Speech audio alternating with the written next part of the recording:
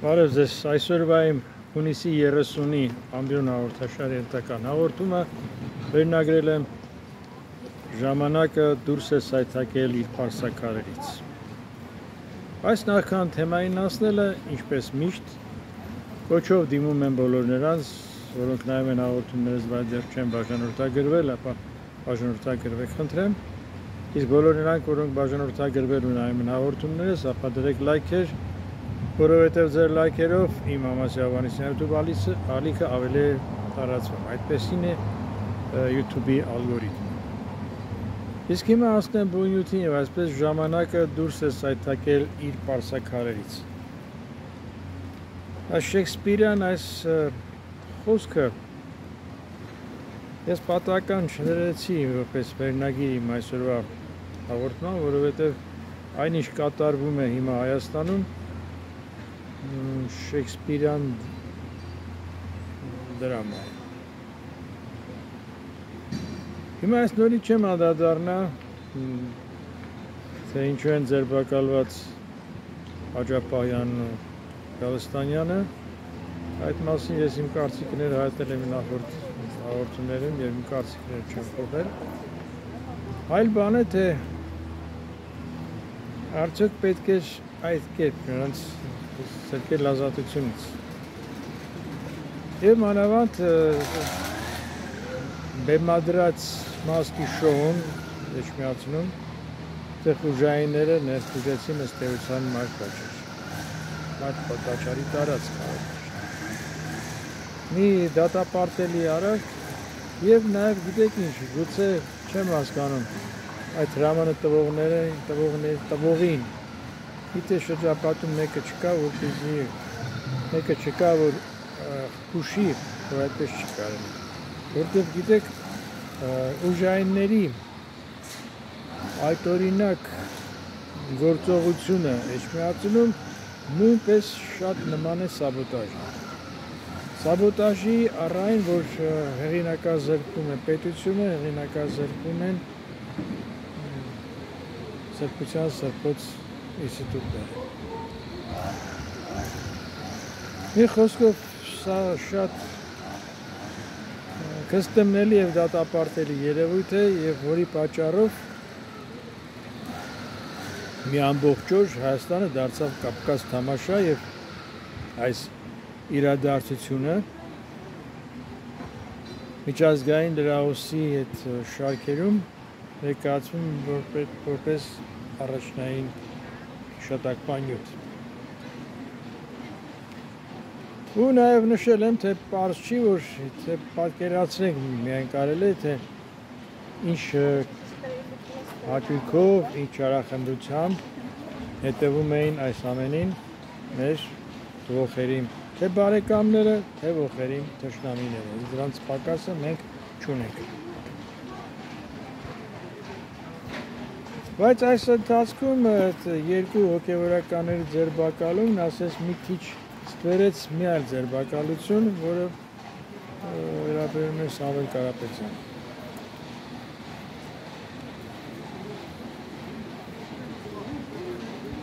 Եվ հիմա էլ ատեն բացահայտ հայտարարվել է կառավարության ներկայացուցիչների կողմից, որ հայկական էլեկտրացանցերը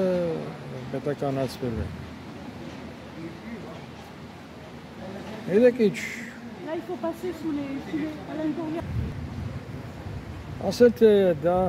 աշխարհում նման գործընթաց երբեք չի եղել, սեփականություն երբեք չի պետականացվել, այդպես չի։ Եվ մանավանդ հենց վերջին փաստը, որոնք հատկապես ուզում եմ շեշտել նրանց համար, որոնց համար Ռուսաստանը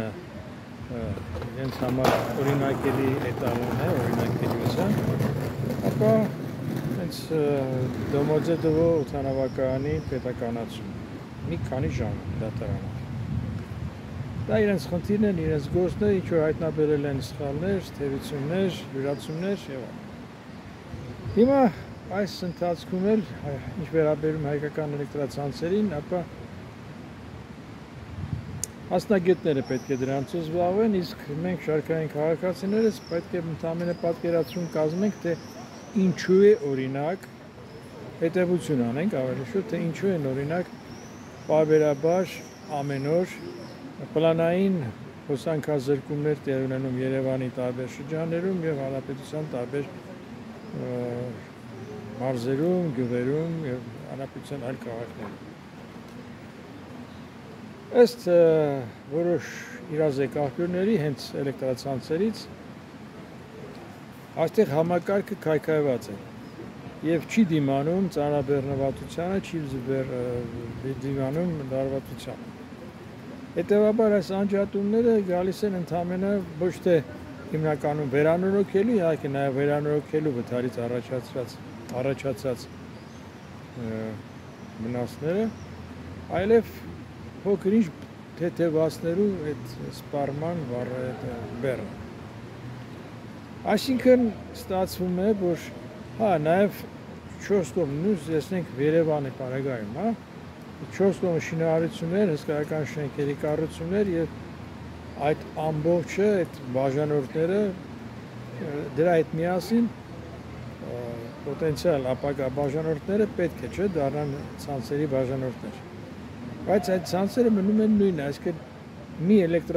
ենթակա, ասենք, մի ենթակայանի վրա ավելանում է բեռը։ Եվ այդ ենթակայանն ունի ռեսուրսի սպառման հնարավորություն, չէ՞ բնականաբար։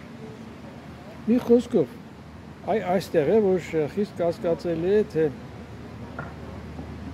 արդյոք բավարար ներդրումներ արվել են, որպեսզի այդ ցանցերը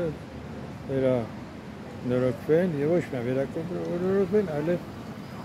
զարգացնեն, կատարելագործեն։ Ու նաեւ մի հարց էլ շատ պետք է մտահոգի մեզ բոլորիս, որ ինչու է Հայաստանում էլեկտրաէներգիայի սակագինը ամենաբարձրը Եվրասիական տնտեսական միությունում։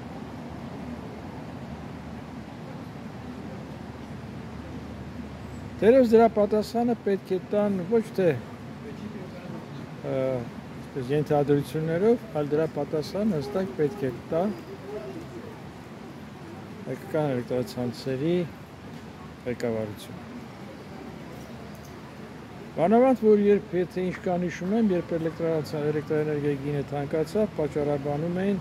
դրան դոլար հարաբերակցությունը, դոլարի աճը եւ հայտարարում են, որ եթե դոլարի կուրսը իջնի, դրամի համար բնականաբար կվերանայի նաեւ էլեկտրաէներգիայի սակագինը։ Դոլարի կուրսը այն ժամանակվա համար բավականին իջել է, բայց էլեկտրաէներգիայի սակագինը մնաք չի վերանայել։ Բայց ինչ վերաբերում է ընդհանրապես այդ էլեկտրացանցերի սեփականացմանը, պետականացմանը հնարավորություն, ապա ակնհայտ է, որ պետությունից վատ կառավարող գոյություն չունի, խոսքս բիզնեսի մասին։ Պետությունը վատ կառավարիչ է։ Այլ բան է, որ պետությունը պետք է հետևի, որպեսզի սեփականատերը կատարի իր պարտականությունները եւ բարեխիղճ աշխատի։ Բայց որ սեփականատիրոջից զրկել եւ ստանձնել պետական կառավարում,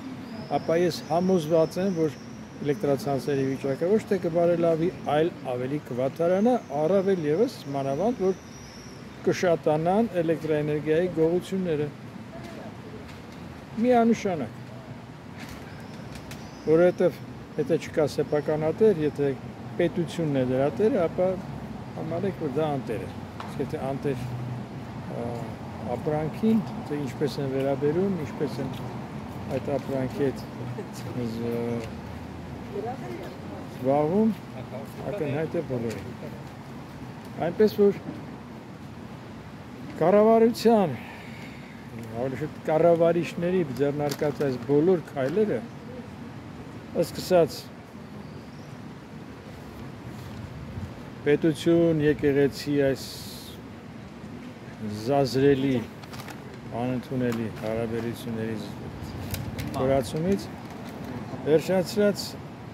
ընդհուպ մինչև այս հայկական էլեկտրացանցերի պատմությունը վկայում են, որ Հայաստանի կառավարիչները ոչ միայն վիճակի չեն, հոգնել են, այլև սպառել են իրենց։ Եվ այդ իրենց սպառման վկայությունը ոչ միայն այդ պետություն եկեղեցի, այդ էլեկտրացանցերի պատմությունն են, բայց ցանկացած ոլորտ, ցանկացած բնակավար, թե ինչ վիճակի այնտեղ։ Թեկուզ վերցրեք հենց մայրաքաղաքի վիճակը։ Ինչ բարեփոխում ուզեցին անել, ինչ ստացվեց։ Այս տրանսպորտի այս հարցը, որ ինչ որ կերպ ուզում են բարելավել, ինչ որ կերպ չեն կարողանում, չի ստացվում։ Եվ նաև այն պատճառաբանությունը, որ ուզում են նաև վերացնել այդ թղթային համակարգը QR կոդերով, իբր թե դրա պատճառով որ չի հավաքում անհրաժեշտ գումարը տրանսպորտի շահագործման համար, նույնպես որևէ քննության չի ենթարկվում։ Այսինքն ինչ գիտեին, ինչպես են որոշել, որ միանշանակ, որ հիմա ավելի շատ գումար են մուծվում բյուջե, քան առաջ էր, քան երբ աշխատում էին դրամով, որովհետև դրամով աշխատելու դեպքում, այսպես ասած, վարորդները իրենց մասն էին վերցնում, մի մասը անցնում էին վերադասին, վերադասնել ինչ տակը մնում էր, բաներ անում, մուտքեր անում գանձարկը։ Ակնհայտ բան է սա։ Եվ հիմա, երբ որ վարորդները փող չեն վերցնում, կանխիկ դրամ վերացել է, բնականաբար հենց իրենք են ասում, որ մուտքերը քաղաքապետարան աշխատող համապատասխան ծառայությունների աշխատակիցներ են ասում, որ մի քանի անգամ ավելացել է, բայց հիմա նորից գոհ չեն, որովհետև այդ QR կոդերով, թղթերով աշխատող համակարգը այն քանակի գումար չի ապահովում, որ ցանկալի էր, այս թե ուրիշ էր, որ ցանկալի էր։ Անշուշտ եղել են լինում են դեպքեր, երբ այդ QR կոդով դեն տված վալիդատորին չի ընդունում։ Նույնքեպ եւ չի երբեմն պատմում, որ չի ընդունում նաեւ բանկային քարտերը միացած։ Հիմա թե դա ինչն է պատճառը, չգիտեմ, կարող է բանկային քարտում համապատասխան գումար չկա կամ QR կոդի թղթով, այդ QR կոդի թղթով թուղթը արդեն, տոմսը արդեն սպառված է կամ արդեն մեկ անգամ օգտագործված է, հայտնի չի։ Ամեն դեպս սա վկայում է այն մասին, որ այդ համակարգը, որ ներդրել են, կատարյալ չի։ Ստամբան։